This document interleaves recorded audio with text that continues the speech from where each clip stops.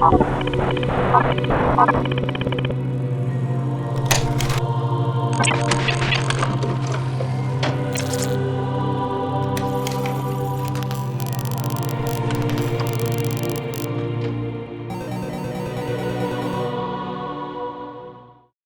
Lurking Fear by H.P Lovecraft. Read by Wayne June. 1. The Shadow on the Chimney. There was thunder in the air on the night I went to the deserted mansion atop Tempest Mountain to find the Lurking Fear. I was not alone, for foolhardiness was not then mixed with that love of the grotesque and the terrible which has made my career a series of quests for strange horrors in literature and in life.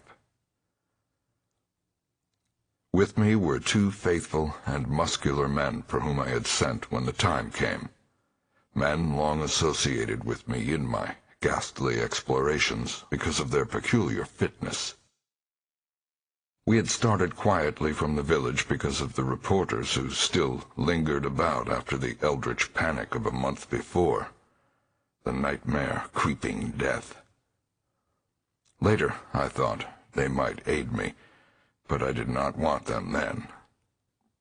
Would to God I had let them share the search, that I might not have had to bear the secret alone so long, to bear it alone for fear the world would call me mad or go mad itself at the demon implications of the thing. Now that I am telling it anyway, lest the brooding make me a maniac, I wish I had never concealed it, for I, and I only, know what manner of fear lurked on that spectral and desolate mountain.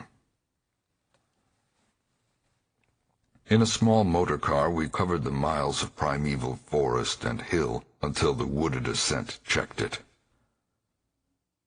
The country bore an aspect more than usually sinister as we viewed it by night and without the accustomed crowds of investigators, so that we were often tempted to use the acetylene headlight despite the attention it might attract.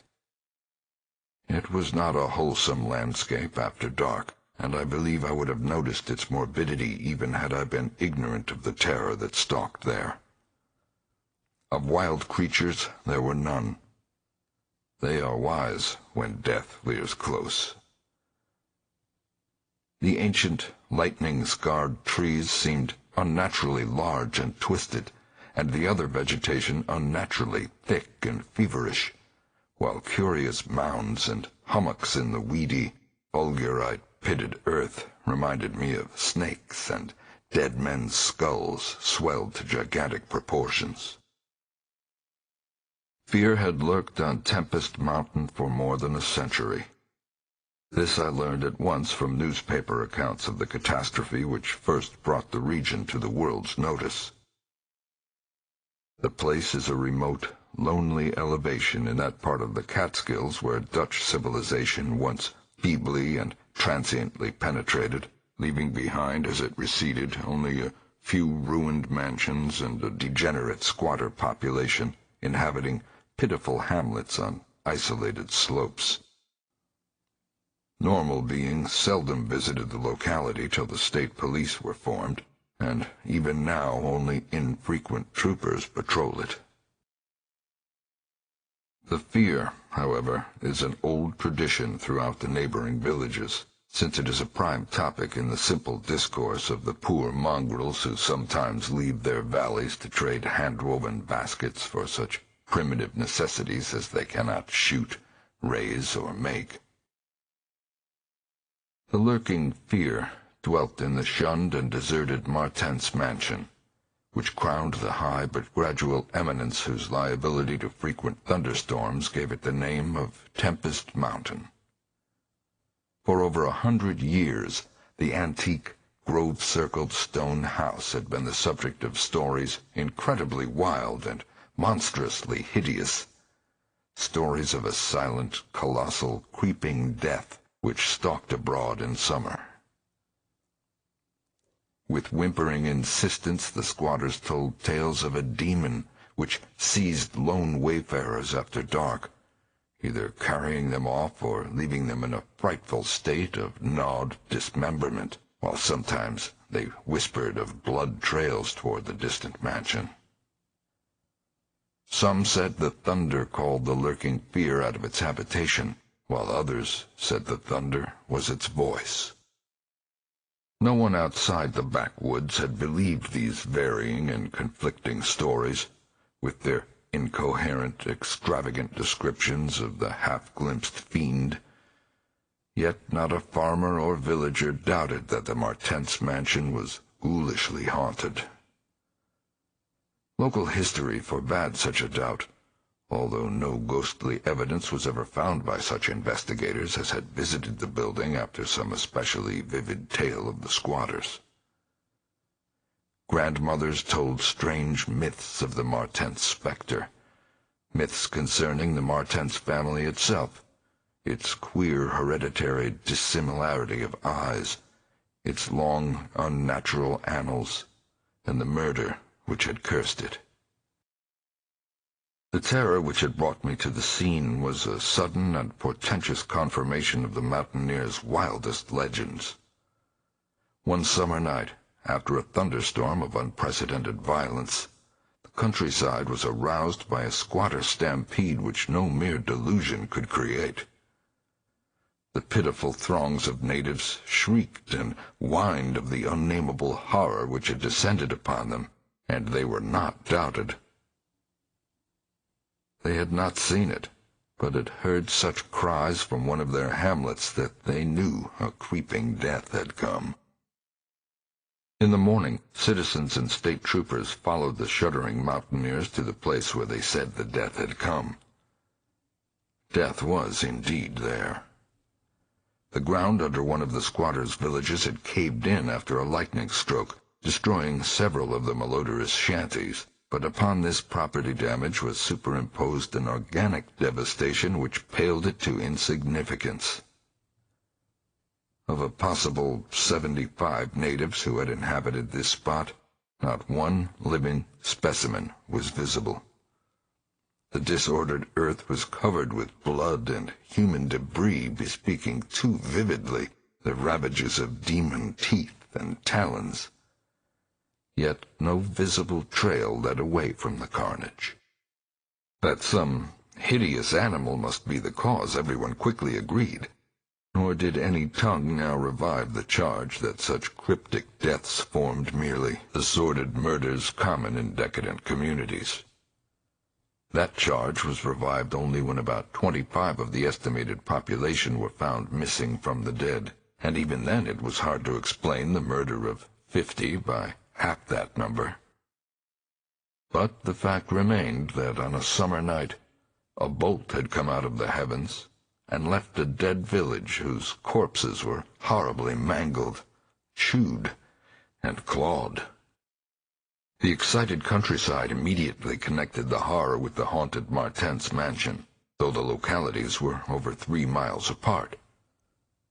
The troopers were more skeptical, including the mansion only casually in their investigations, and dropping it altogether when they found it thoroughly deserted. Country and village people, however, canvassed the place with infinite care, overturning everything in the house, sounding ponds and brooks, beating down bushes, and ransacking the nearby forests. All was in vain. The death that had come had left no trace save destruction itself.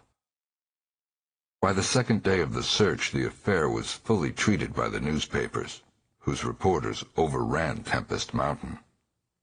They described it in much detail, and with many interviews to elucidate the horror's history as told by local grandames. I followed the accounts languidly at first, for I am a connoisseur in horrors, but after a week I detected an atmosphere which stirred me oddly, so that on August 5th, 1921, I registered among the reporters who crowded the hotel at Leopard's Corners, nearest village to Tempest Mountain, and acknowledged headquarters of the searchers. 3 weeks more, and the dispersal of the reporters left me free to begin a terrible exploration based on the minute inquiries and surveying with which I had meanwhile busied myself. So on this summer night, while distant thunder rumbled, I left the silent motor car and tramped with 2 armed companions up the last mound-covered reaches of Tempest Mountain, casting the beams of an electric torch on the spectral gray walls that began to appear through the giant oaks ahead. In this morbid night solitude and feeble shifting illumination, the vast box-like pile displayed obscure hints of terror which day could not uncover. Yet I did not hesitate, since I had come with fierce resolution to test an idea. I believed that the thunder called the death demon out of some fearsome secret place, and be that demon solid entity or vaporous pestilence, I meant to see it. I had thoroughly searched the ruin before, hence knew my plan well, choosing as the seat of my vigil the old room of Jan Martense, whose murder looms so great in the rural legends. I felt subtly that the apartment of this ancient victim was best for my purposes. The chamber, measuring about 20 feet square, contained, like the other rooms, some rubbish which had once been furniture. It lay on the second story, on the southeast corner of the house, and had an immense east window and narrow south window, both devoid of panes or shutters. Opposite the large window was an enormous Dutch fireplace, with scriptural tiles representing the prodigal son, and opposite the narrow window was a spacious bed built into the wall. As the tree-muffled thunder grew louder, I arranged my plan's details. First I fastened side by side to the ledge of the large window 3 rope ladders which I had brought with me. I knew they reached a suitable spot on the grass outside, for I had tested them. Then the 3 of us dragged from another room a wide 4-poster bedstead, crowding it laterally against the window. Having strewn it with fir boughs, all now rested on it with drawn automatics, 2 relaxing while the 3rd watched. From whatever direction the demon might come, our potential escape was provided. If it came from within the house, we had the window ladders.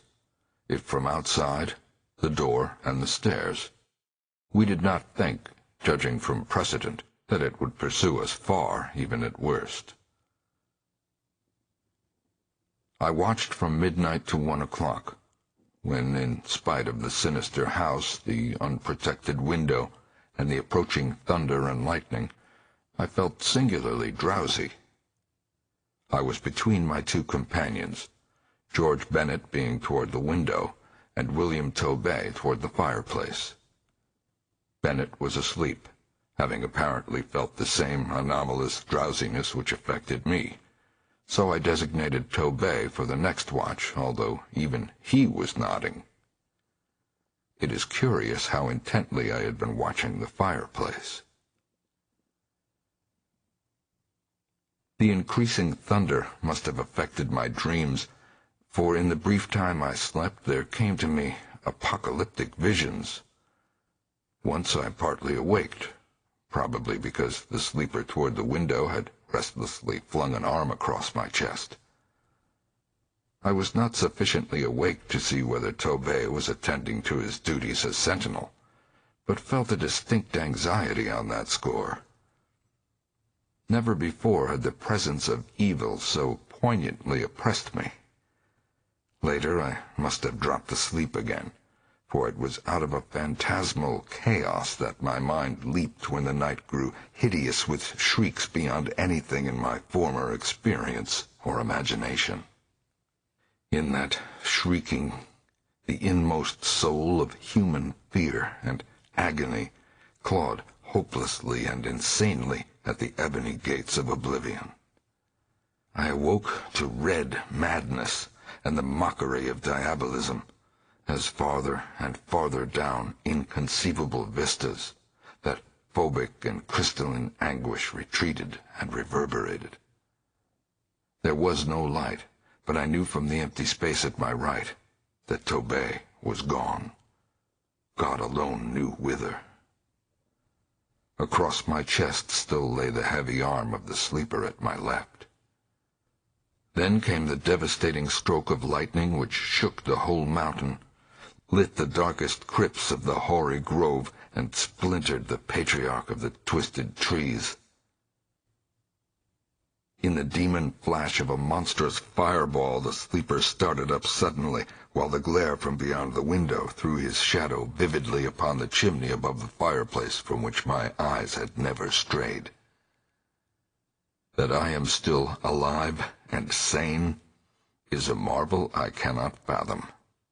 I cannot fathom it, for the shadow on that chimney was not that of George Bennett, or of any other human creature, but a blasphemous abnormality from hell's nethermost craters, a nameless, shapeless abomination which no mind could fully grasp and no pen even partly describe. In another second I was alone in the accursed mansion, shivering and gibbering. George Bennett and William Tobey had left no trace, not even of a struggle. They were never heard of again. 2. A passer in the storm. For days after that hideous experience in the forest-swathed mansion, I lay nervously exhausted in my hotel room at Lefferts Corners. I do not remember exactly how I managed to reach the motor car, start it, and slip unobserved back to the village, for I retain no distinct impression save of wild-armed Titan trees, demoniac mutterings of thunder, and Coronian shadows athwart the low mounds that dotted and streaked the region. As I shivered and brooded on the casting of that brain-blasting shadow, I knew that I had at last pried out one of Earth's supreme horrors, one of those nameless blights of outer voids whose faint demon scratchings we sometimes hear on the farthest rim of space, yet from which our own finite vision has given us a merciful immunity. The shadow I had seen I hardly dared to analyze or identify. Something had lain between me and the window that night, but I shuddered whenever I could not cast off the instinct to classify it. If it had only snarled or bayed or laughed titteringly, even that would have relieved the abysmal hideousness. But it was so silent. It had rested a heavy arm or foreleg on my chest. Obviously it was organic, or had once been organic. Jan Martense, whose room I had invaded, was buried in the graveyard near the mansion. I must find Bennett and Tobey if they lived. Why had it picked them and left me for the last? Drowsiness is so stifling, and dreams are so horrible. In a short time I realized that I must tell my story to someone, or break down completely. I had already decided not to abandon the quest for the lurking fear, for in my rash ignorance it seemed to me that uncertainty was worse than enlightenment, however terrible the latter might prove to be. Accordingly, I resolved in my mind the best course to pursue, whom to select for my confidences, and how to track down the thing which had obliterated 2 men and cast a nightmare shadow. My chief acquaintances at Lefferts Corners had been the affable reporters, of whom several had still remained to collect final echoes of the tragedy. It was from these that I determined to choose a colleague, and the more I reflected, the more my preference inclined toward one Arthur Monroe, a dark, lean man of about 35, whose education, taste, intelligence, and temperament all seemed to mark him as one not bound to conventional ideas and experiences. On an afternoon in early September, Arthur Monroe listened to my story. I saw from the beginning that he was both interested and sympathetic, and when I had finished he analyzed and discussed the thing with the greatest shrewdness and judgment. His advice, moreover, was eminently practical, for he recommended a postponement of operations at the Martense mansion until we might become fortified with more detailed historical and geographical data. On his initiative, we combed the countryside for information regarding the terrible Martense family, and discovered a man who possessed a marvelously illuminating ancestral diary. We also talked at length with such of the mountain mongrels as had not fled from the terror and confusion to remoter slopes, and arranged to proceed our culminating task with the exhaustive and definitive examination of spots associated with the various tragedies of squatter legend. The results of this examination were not at first very enlightening, though our tabulation of them seemed to reveal a fairly significant trend, namely, that the number of reported horrors was by far the greatest in areas either comparatively near the avoided house or connected with it by stretches of the morbidly overnourished forest. There were, it is true, exceptions. Indeed, the horror which had caught the world's ear had happened in a treeless space remote alike from the mansion and from any connecting woods. As to the nature and appearance of the lurking fear, nothing could be gained from the scared and witless shanty-dwellers. In the same breath they called it a snake and a giant, a thunder-devil and a bat, a vulture and a walking tree. We did, however, deem ourselves justified in assuming that it was a living organism highly susceptible to electrical storms, and although certain of the stories suggested wings, we believed that its aversion for open spaces made land locomotion a more probable theory. The only thing really incompatible with the latter view was the rapidity with which the creature must have traveled in order to perform all the deeds attributed to it. When we came to know the squatters better, we found them curiously likable in many ways. Simple animals they were, gently descending the evolutionary scale because of their unfortunate ancestry and stultifying isolation. They feared outsiders, but slowly grew accustomed to us, finally helping vastly when we beat down all the thickets and tore out the partitions of the mansion in our search for the lurking fear. When we asked them to help us find Bennett and Tobey, they were truly distressed, for they wanted to help us, yet knew that these victims had gone as wholly out of the world as their own missing people. That great numbers of them had actually been killed and removed, just as the wild animals had long been exterminated, we were, of course, thoroughly convinced, and we waited apprehensively for further tragedies to occur. By the middle of October we were puzzled by our lack of progress.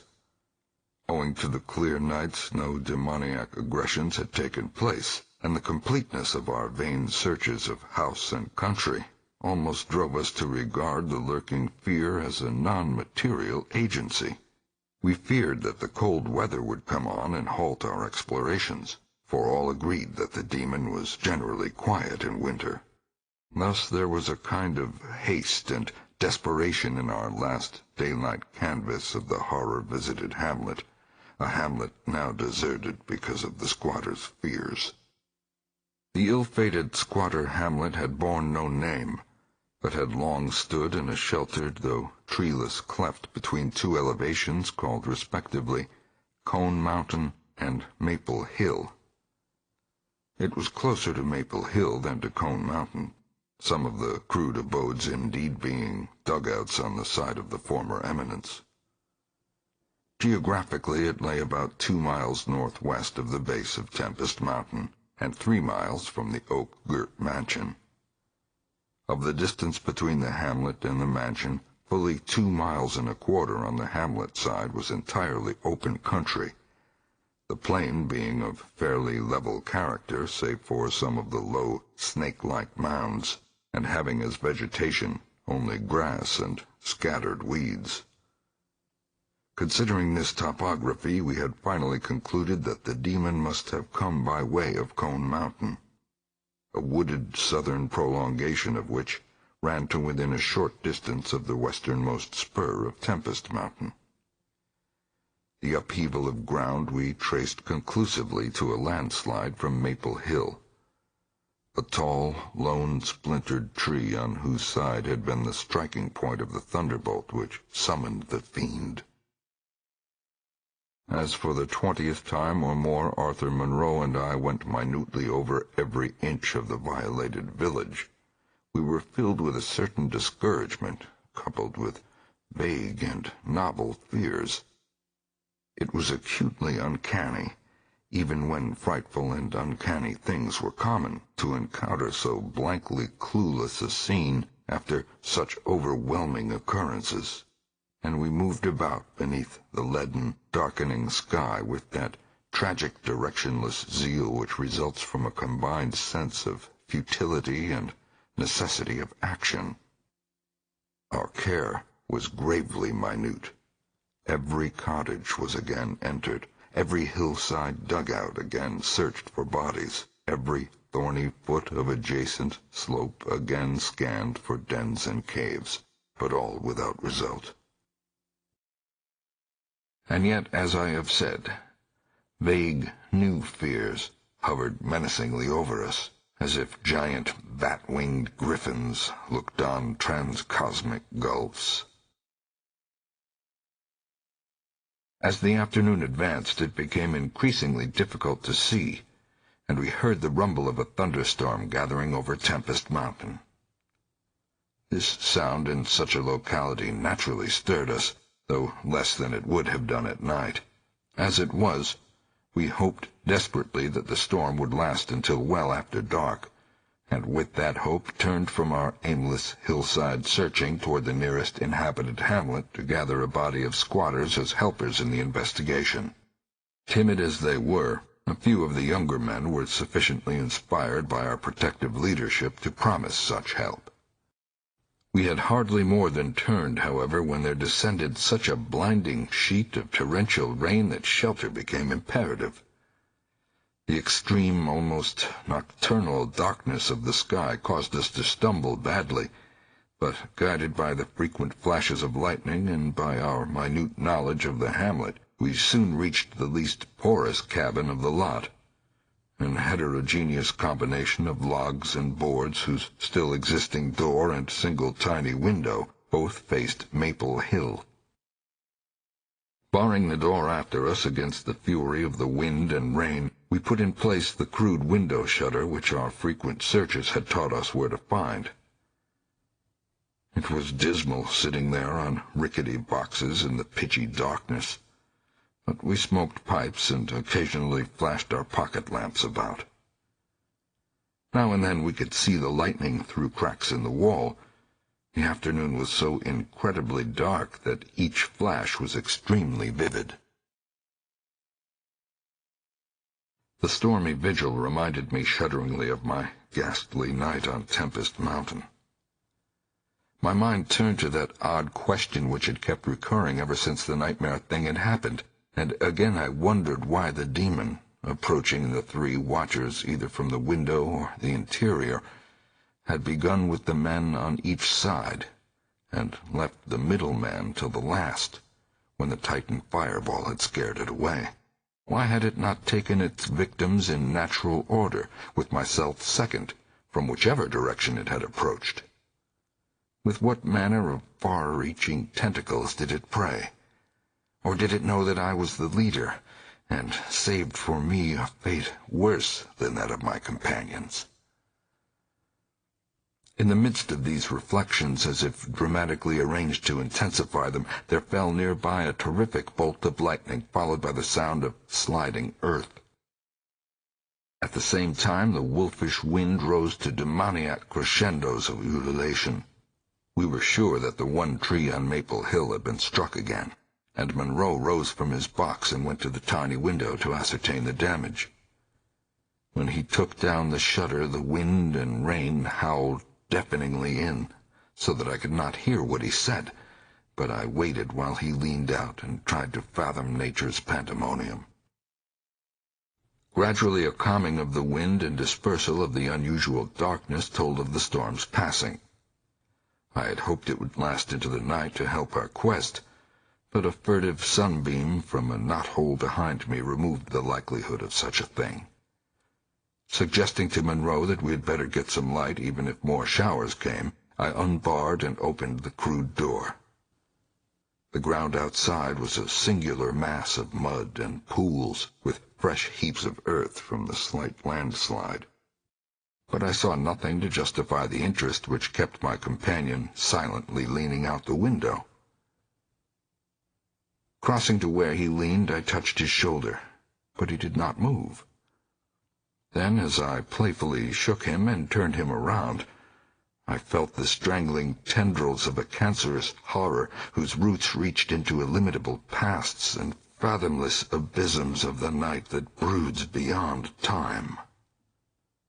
For Arthur Monroe was dead, and on what remained of his chewed and gouged head there was no longer a face. 3. What the red glare meant. On the tempest-racked night of November 8, 1921, with a lantern which cast charnel shadows, I stood digging alone and idiotically in the grave of Jan Martense.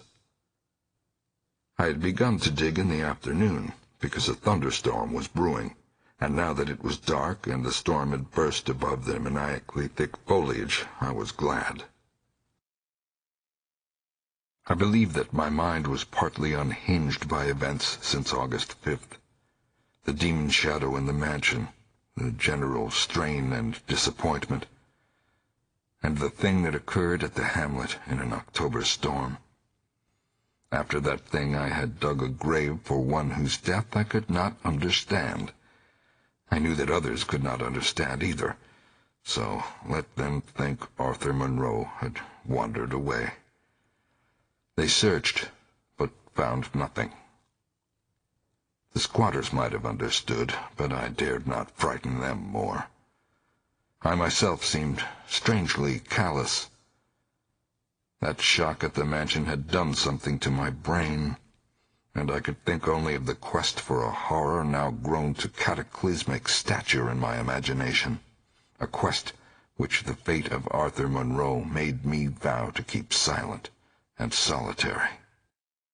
The scene of my excavations would alone have been enough to unnerve any ordinary man. Baleful primal trees of unholy size, age, and grotesqueness leered above me like the pillars of some hellish druidic temple, muffling the thunder, hushing the clawing wind, and admitting but little rain.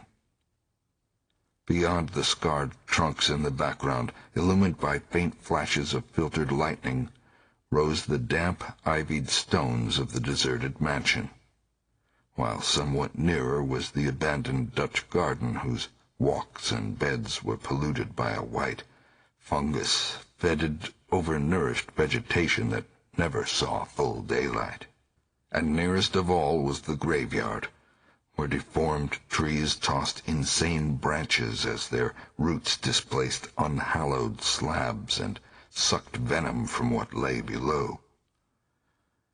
Now and then, beneath the brown pall of leaves that rotted and festered in the antediluvian forest darkness, I could trace the sinister outlines of some of those low mounds which characterized the lightning-pierced region. History had led me to this archaic grave.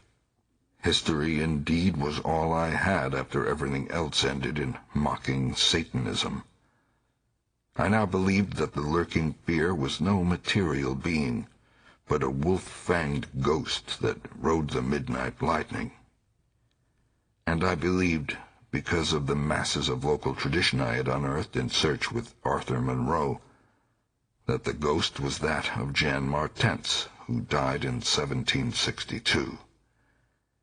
This is why I was digging idiotically in his grave.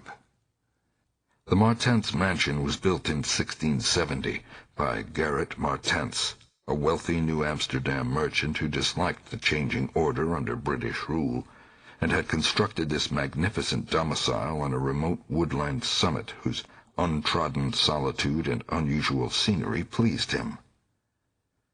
The only substantial disappointment encountered in this site was that which concerned the prevalence of violent thunderstorms in summer. When selecting the hill and building his mansion, Mynheer Martense had laid these frequent natural outbursts to some peculiarity of the year, but in time he perceived that the locality was especially liable to such phenomena.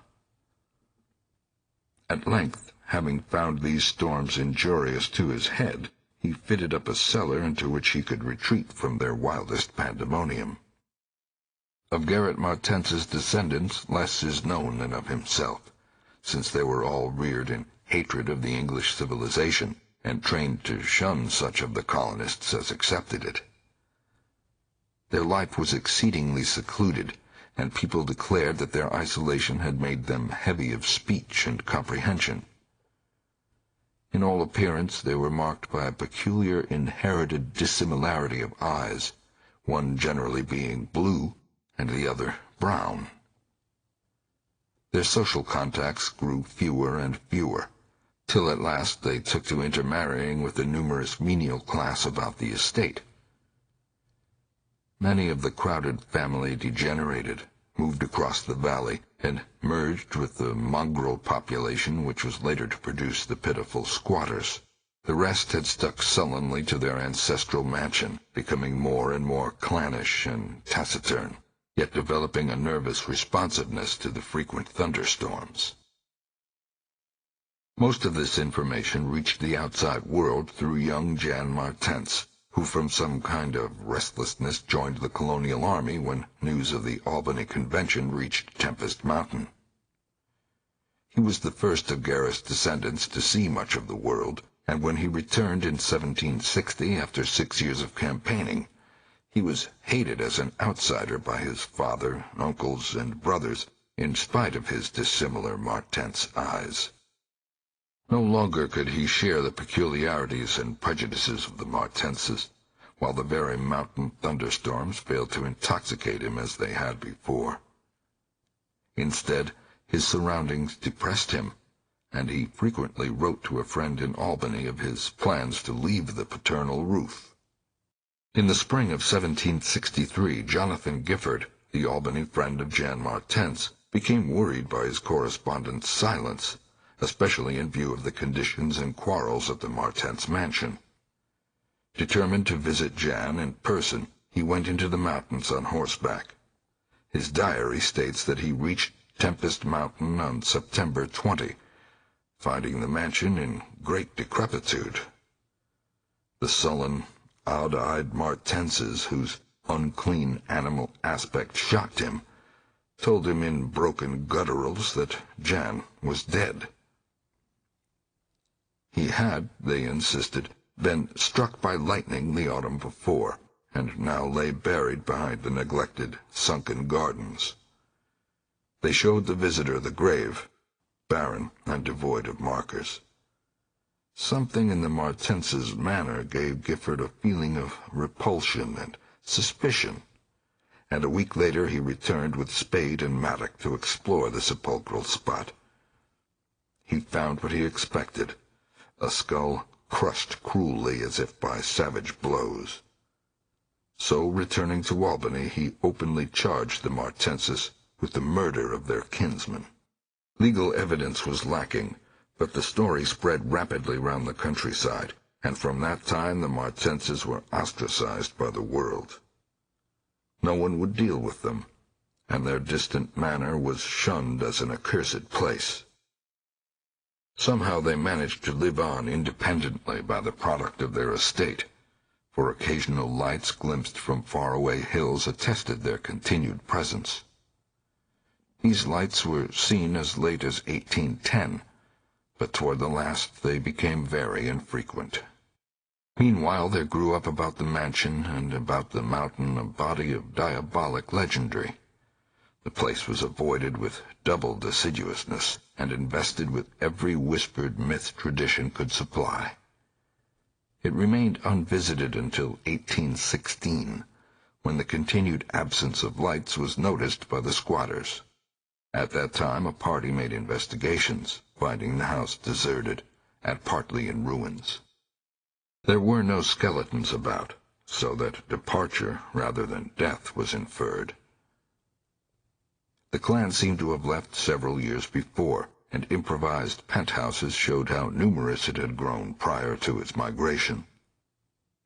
Its cultural level had fallen very low, as proved by decaying furniture and scattered silverware which must have been long abandoned when its owners left.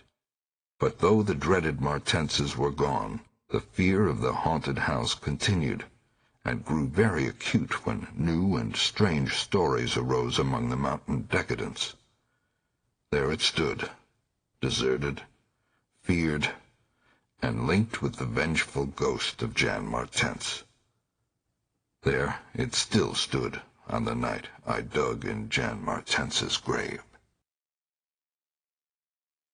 I have described my protracted digging as idiotic, and such it indeed was in object and method. The coffin of Jan Martense had soon been unearthed. It now held only dust and niter.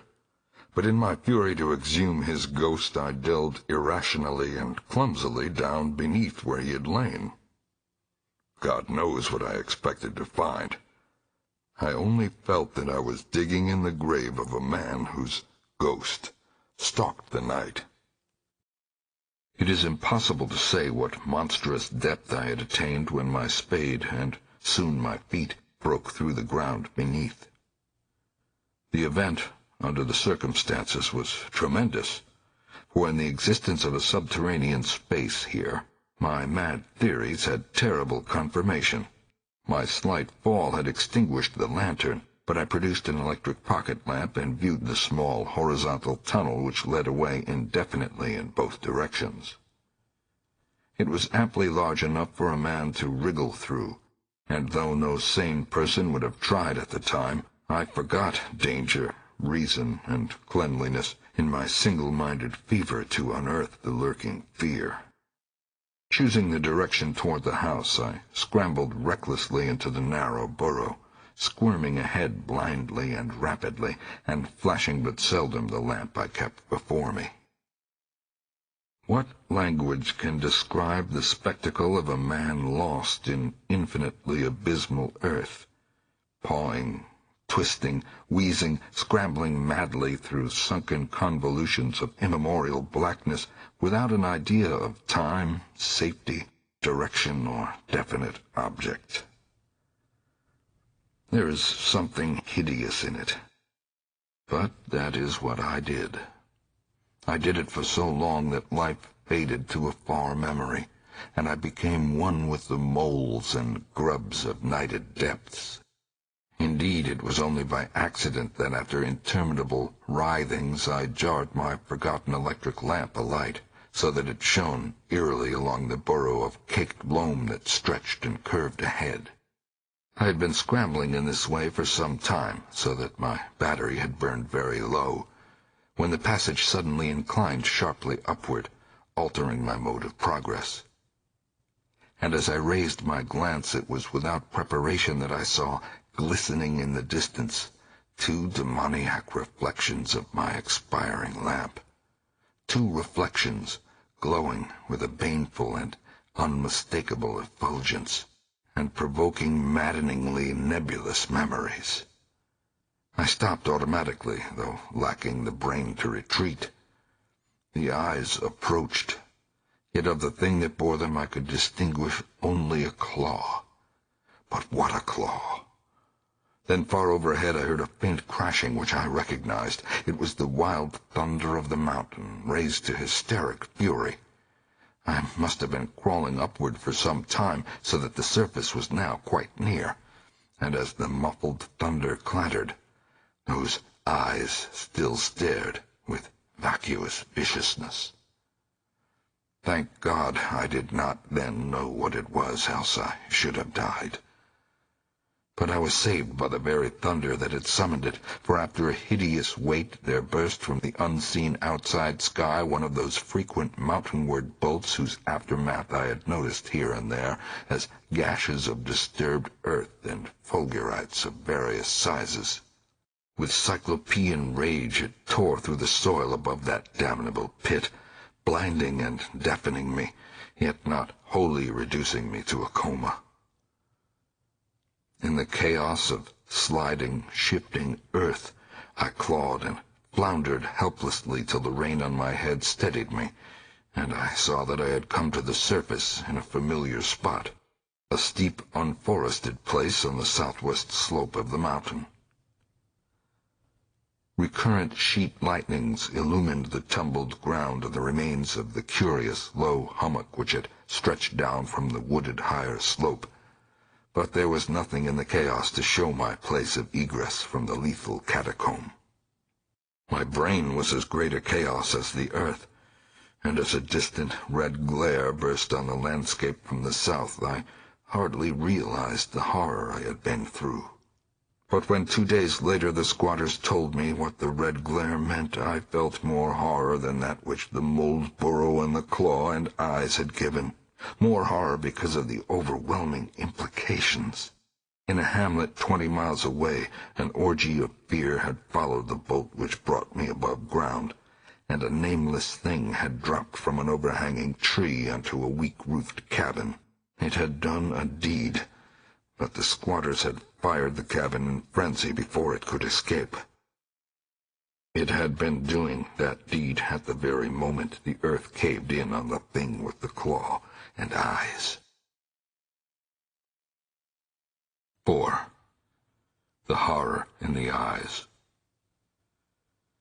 There can be nothing normal in the mind of one who, knowing what I knew of the horrors of Tempest Mountain, would seek alone for the fear that lurked there.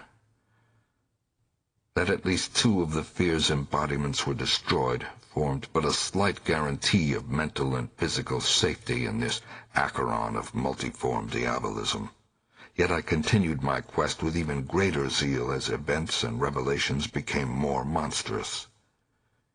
When 2 days after my frightful crawl through that crypt of the eyes and claw, I learned that a thing had malignly hovered 20 miles away at the same instant the eyes were glaring at me, I experienced virtual convulsions of fright.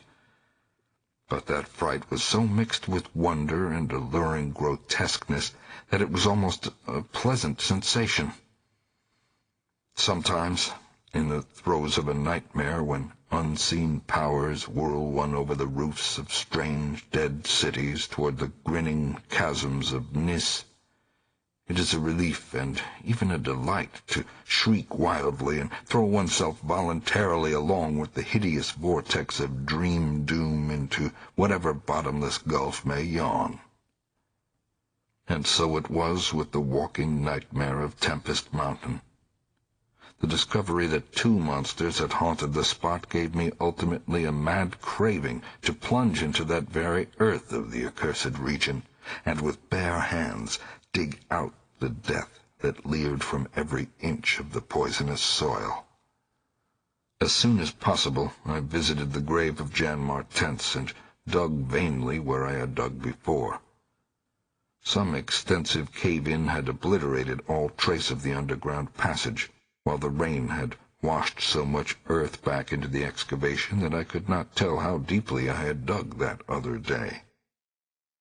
I likewise made a difficult trip to the distant hamlet where the death creature had been burnt, and was little repaid for my trouble. In the ashes of the fateful cabin I found several bones, but apparently none of the monsters. The squatters said the thing had had only 1 victim, but in this I judged them inaccurate, since besides the complete skull of a human being, there was another bony fragment which seemed certainly to have belonged to a human skull at some time. Though the rapid drop of the monster had been seen, no one could say just what the creature was like. Those who had glimpsed it called it simply a devil. Examining the great tree where it had lurked, I could discern no distinctive marks.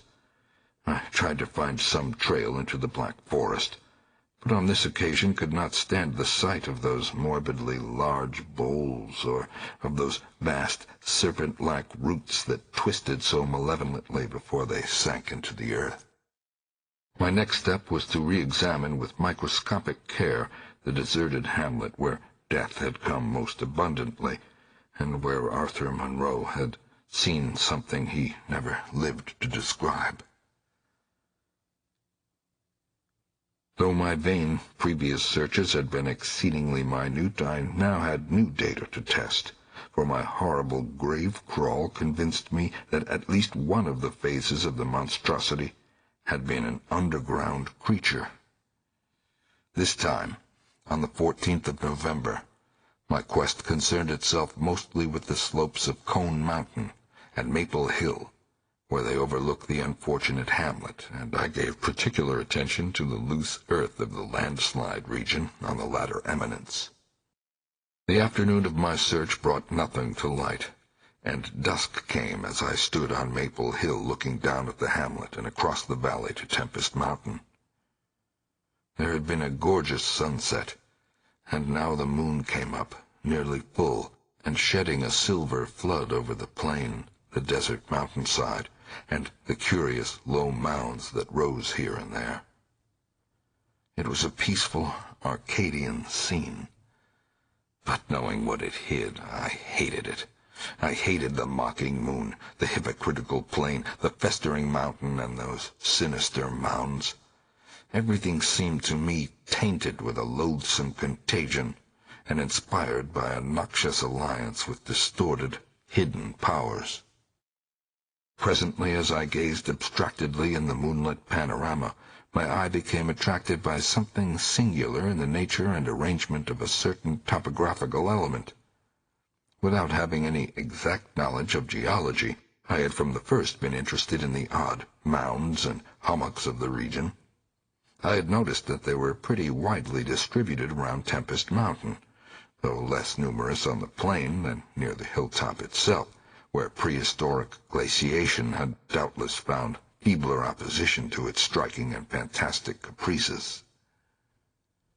Now, in the light of that low moon which cast long, weird shadows, it struck me forcibly that the various points and lines of the mound system had a peculiar relation to the summit of Tempest Mountain.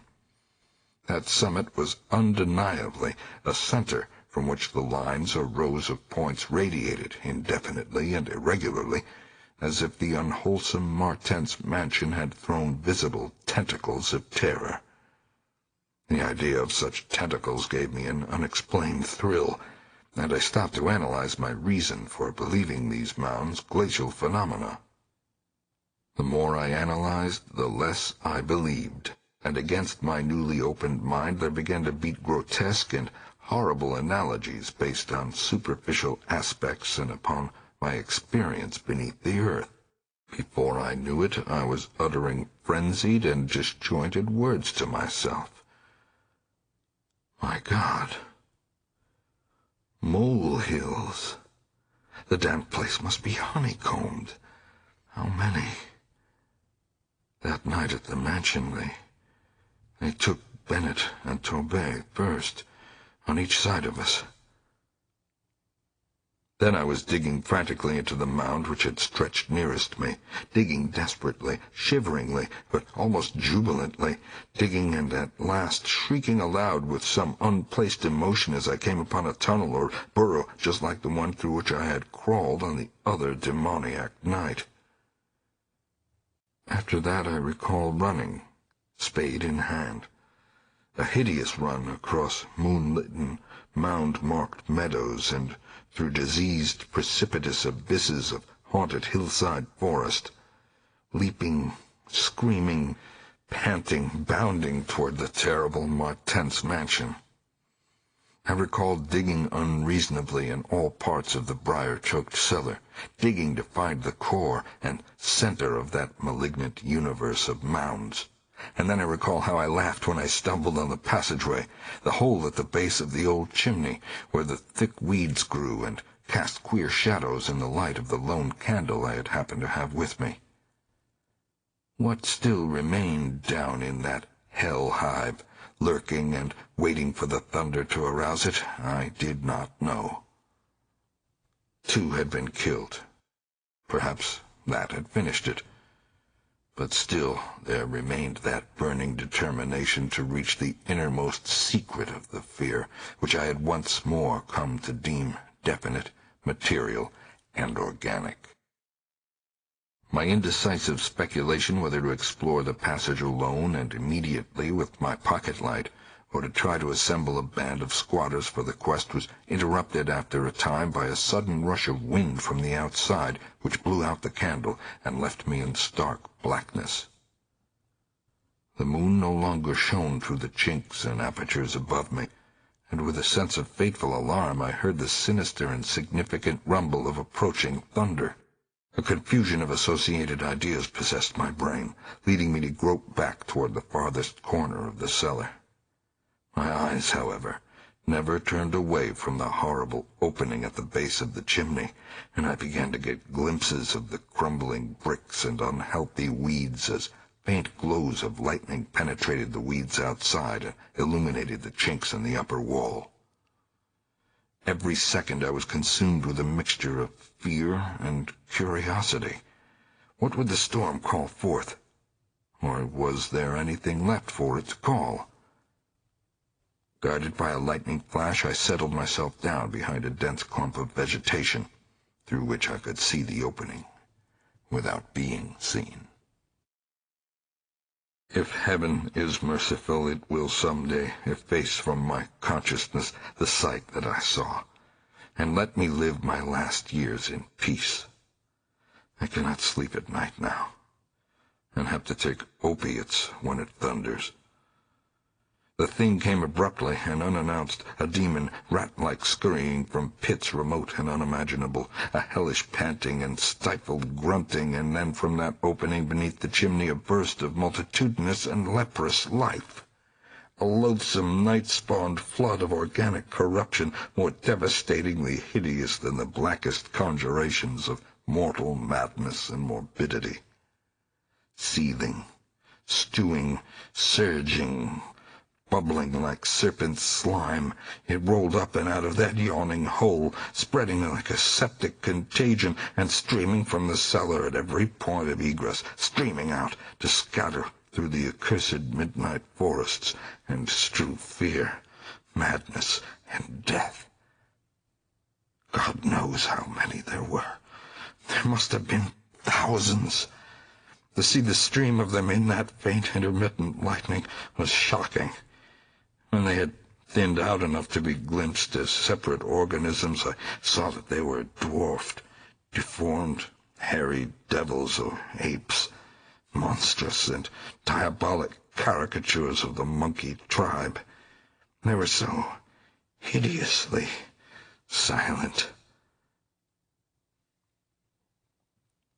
There was hardly a squeal when one of the last stragglers turned with the skill of long practice to make a meal in accustomed fashion on a weaker companion. Others snapped up what it left and ate with slavering relish. Then, in spite of my days of fright and disgust, my morbid curiosity triumphed, and as the last of the monstrosities oozed up alone from that netherworld of unknown nightmare, I drew my automatic pistol and shot it under cover of the thunder. Shrieking, slithering, torrential shadows of red, viscous madness, chasing one another through endless and sanguine condors of purple, fulgur sky. Formless phantasms and kaleidoscopic mutations of a ghoulish, remembered scene.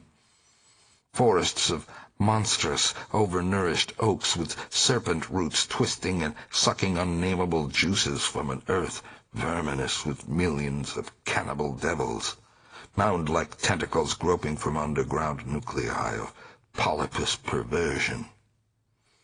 Insane lightning, over malignant, ivied walls and demon arcades choked with fungus vegetation.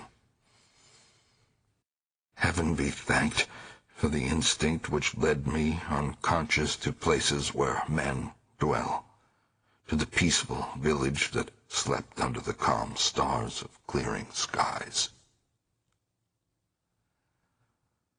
I had recovered enough in a week to send to Albany for a gang of men to blow up the Martense mansion and the entire top of Tempest Mountain with dynamite, stop up all the discoverable mound burrows, and destroy certain overnourished trees whose very existence seemed an insult to sanity.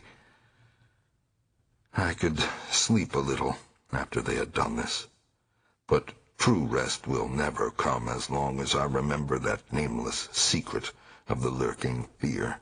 The thing will haunt me, for who can say that the extermination is complete, and that analogous phenomena do not exist all over the world?